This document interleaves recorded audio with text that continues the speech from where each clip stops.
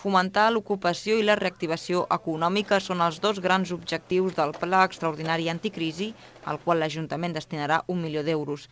Inclou fins a una trentena de mesures que persegueixen 4 objectius: fomentar l'ocupació directa, afavorir les empreses locals, especialment les microempreses, mesures de suport als autònoms i emprenedors de la ciutat i, finalment, facilitar l'ubicació d'activitat econòmica al Prat a través d'exempcions fiscals.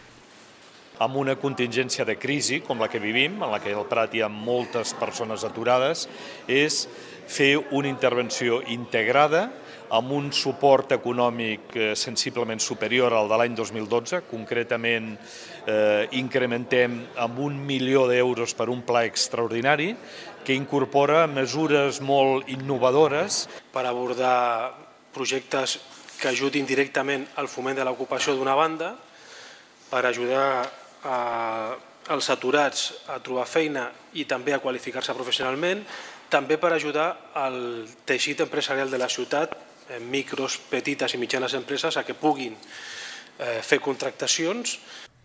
Les mesures del Pla Extraordinari estan dividides en 2 grans blocs: foment de l'ocupació i reactivació de l'activitat econòmica. En el primer d'ells hi ha, d'una banda, un pla d'ocupació directe per persones aturades de llarga durada i en risc d'exclusió social. De l'altra, ajudes de 500 euros a empreses locals que contractin pretencs a l'atur.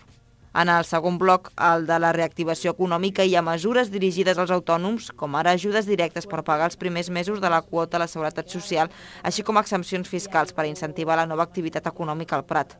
El pla s'emmarca dins l'acord local pel foment de l'ocupació i la reactivació econòmica signat per tots els grups municipals i per representants sindicals i empresarials de la comarca.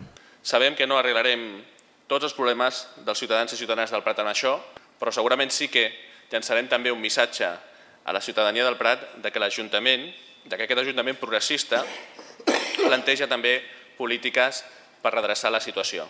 Per tant, en això també heu de comptar en Comissions Obreres i per això estem contents que aquest acord sigui també fruit de la concertació social.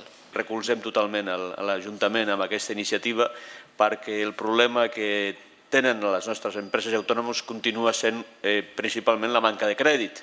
Llavors, qualsevol iniciativa a favor d'ajudar els emprenedors i donar una mica de suport a qualsevol iniciativa nova i facilitar a les empreses i autònoms que es vulguin implantar al territori ens sembla que va en la millor direcció possible. Al marge d'aquest pla, l'Ajuntament impulsa cada any programes cofinançats amb la Generalitat de foment de l'ocupació. Enguany es destinaran en total més de 4 milions d'euros.